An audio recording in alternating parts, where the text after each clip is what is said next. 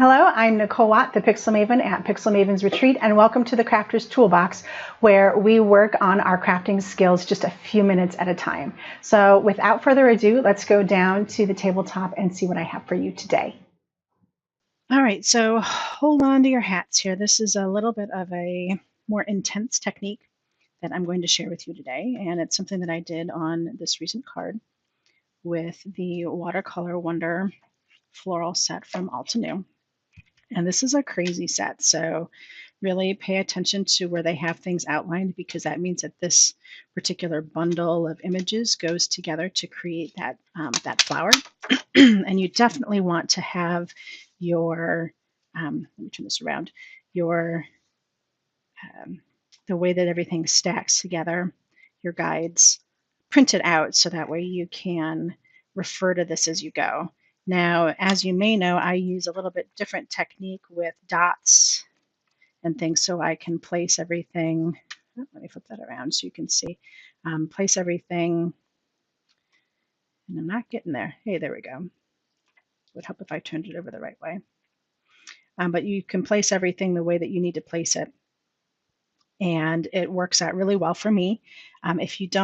If you haven't seen this technique, pop over to one of my other videos and it will show you how I set these up, especially for some of the bigger flowers that stack like 3 or 4. So what I did is I took a piece of vellum, and I really like this vellum from Lawn Fawn because it's a little thicker. And I did all of my lines and my dots on the back side of the paper because of the vellum properties. If I try to erase this, even after everything is dry, these little dots are going to come up with the ink, and I really don't want that, of course. So I did all of my dots, and I did a little outline on the back of where the piece of cardstock is going to end up, where I'm going to cut this out. Now, on this particular card, I did end up backing it on a piece of plain white cardstock and then putting it on with some foam. But, so you might say, well, then why use the vellum? Because it gives me a really cool effect. So just because it's vellum doesn't mean it has to always be transparent. Sometimes we just really like the texture of the paper or the effect that we can get from it. And then you can adhere it right onto something behind it, so that way it's got the rigidity that you need, and I was able to then just put foam on the back and adhere it, and it's really nice and stable. So the way that I got this, just a little tip before we move on to this technique, the way that I got this adhered onto the white is I just used my Tombow adhesive. I used the smush side, and I smushed it all over the piece of white cardstock, and then I adhered the vellum right onto that. So that's just a little tip for you. And you can't see anywhere that the adhesive is because it dries clear, and because it's an even layer all the way across, you don't see any lines or anything. So let's look at this technique. So I've already started this, and I have my 2 flowers. I laid them out already. So I've got the one here, and then I have one set up here. So I'm going to do the purple and the blue in this video, and you can see I already have these set up. So, and I might speed this up a little bit just so we go a little quicker. Of course, I have all of my inks on the wrong side. Okay, let's move some of this out of the way. Mise en place, yeah? Everything in its place. It's not just for cooking. Okay, so I'm using a trio of inks that go together from Altenew. And this one is Sea Glass. And I'm just going to line up my dots because I know this is exactly where I want this image to go, and pop that in place. All right, and then clean, remove, grab my next stamp. So the next stamp in this one is this kind of butterfly looking one. I'm going to do this in the next darker color, Ocean Waves.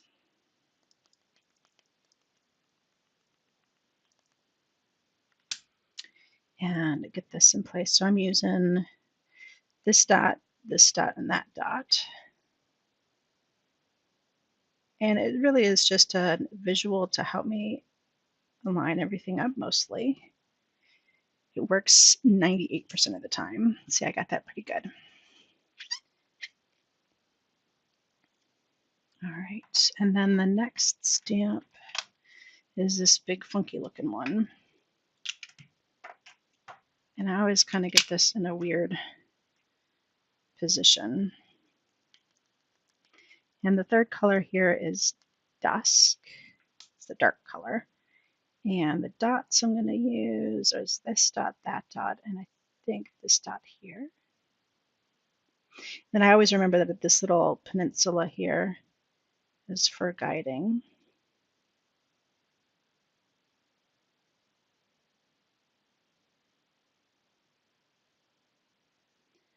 All right. So got those in place. And then we're going to move on to, so in this set, I'm using this little grouping right here. This is just a two-step. So I don't take the time to do the dots because this one isn't too difficult. What I do have though is a mask. I'm going to place it gently over this. This is still wet. So you just have to be gentle. Don't rub, get your hands in it, all that kind of stuff. So just kind of put that in place. And I'm going to use another set. So this is the iris color. Deep iris. And just kind of figure out where I want that to go.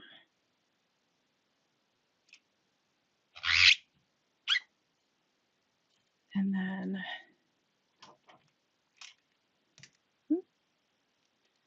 Midnight Violet. And this one is really, the way that these two go together is really kind of fluid. So this little part right here kind of matches up to this little part, kind of.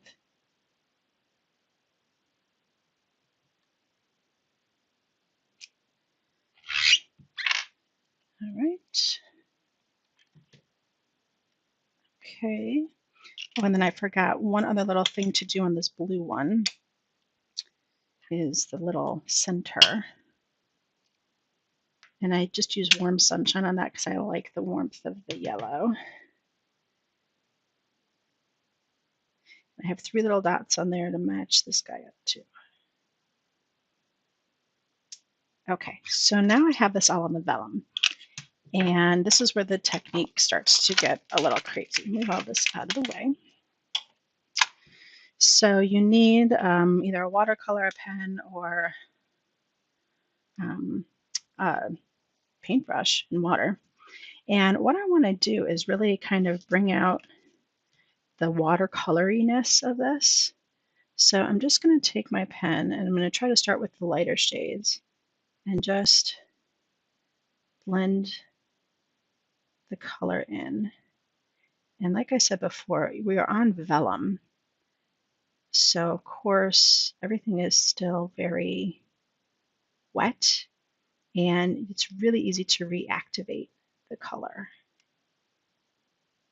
So I really don't want them to blend too much at this point. I just want to get this light color kind of reactivated and blend it in so it doesn't look like it was stamped. All right, and then I'm going to do the same thing over here. That'll give this other side a minute or two to dry.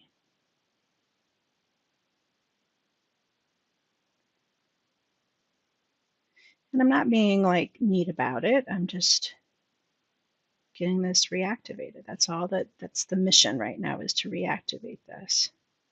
It's really important to have this taped down to a piece of cardboard or a piece of hardboard because now that we're adding water to this, the vellum likes to buckle. Okay, so now I have the light color done. I'm going to come back and start working on the darker colors.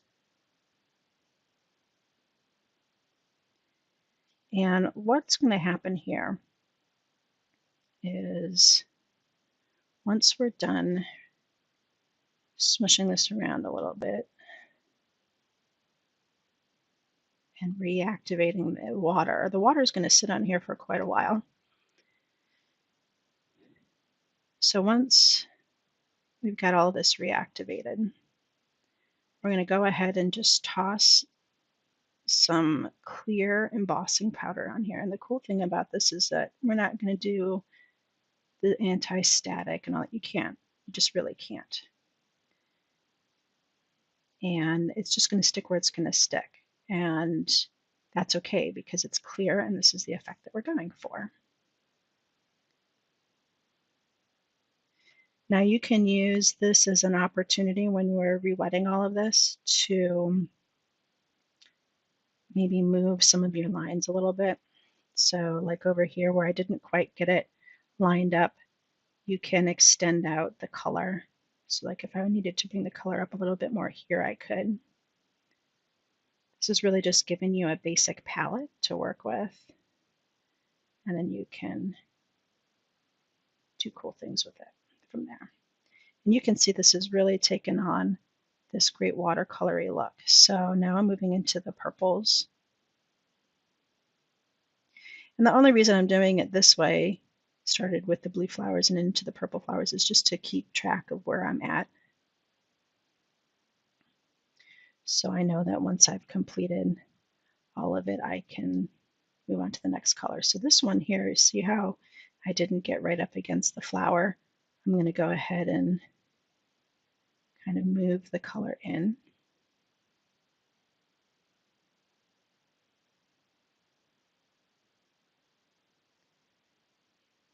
All right, almost done, guys. And then some more magic. Now you could leave it like this, but what I found is that once it dries, it looks really quite dull. And I wanted it to remain vibrant in color.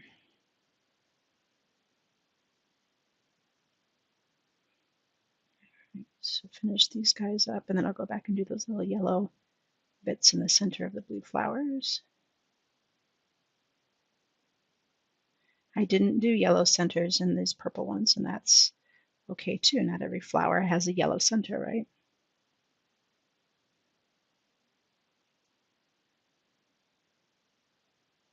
All right, and I know you might still see those marks in there, and as soon as this is dry, I'm going to go ahead and flip it over and erase them, and you'll never see them. So I'm just going to take some clear embossing and just sprinkle it on. Now it's going to be sitting in like wet ink. So I'm actually just going to do this kind of sparingly, and then I'm going to just, instead of trying to get it into my container, I'm just going to dump it out in the trash can. So pardon me for a moment while I dump this out.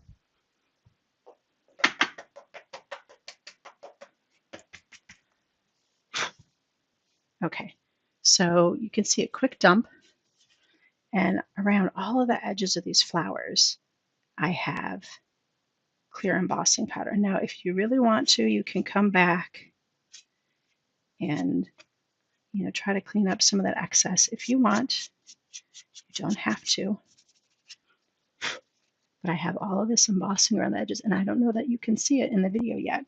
Oh, but you're going to see it in a second. Okay, here comes the heat. So this is great because I have this tacked down, onto this hardboard, and it's going to keep everything flat. The key with doing heat embossing on vellum is that you need to keep the tool moving. Otherwise, you're going to end up with a burn. Right here where it got a little dark, that's burning the vellum bad. Or if your tool happens to have a low setting, you can use the low setting. It takes just a hair longer to melt the embossing powder, but it will keep your vellum safe.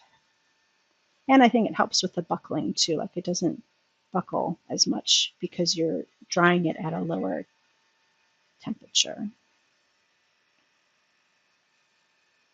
All right, so it took just a minute for my heat gun to heat up here. And now that it's heating, you can see it's starting to melt embossing powder.